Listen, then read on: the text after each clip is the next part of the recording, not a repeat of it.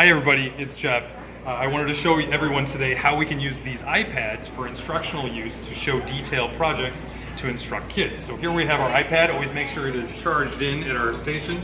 And I have an example of an Arduino where you might want to show wiring, like how that thing gets wired. So in our iPad here, we have the ability to connect to AirPlay. And we can do that by double tapping on this thing. And down here there's this screen mirroring. Now right now we can't find the Apple TV, and that's because we have to go turn on our TV over here. We have to sort through all the kits to get to our TV stuff.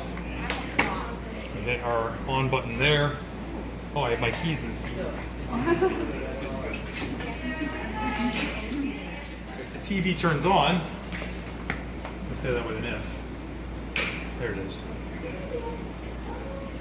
And this will be source channel 4. Let's see if I've got a source button. Here we go. That's the other one. So we do HDMI 4. So source button is right there. We go down to HDMI 4.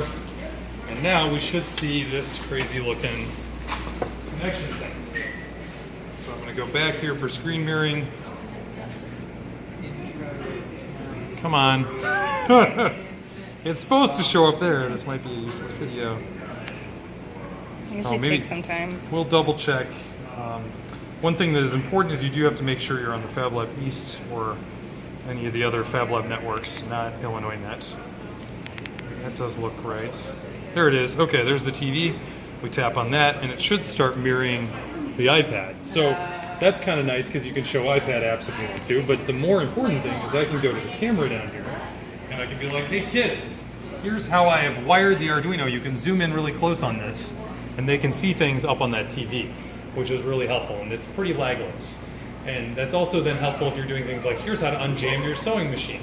Yeah, we can also do like, here's a video of Duncan, and Duncan is now on TV, but he's looking at the TV, which is a little awkward. So, okay, that's my demo.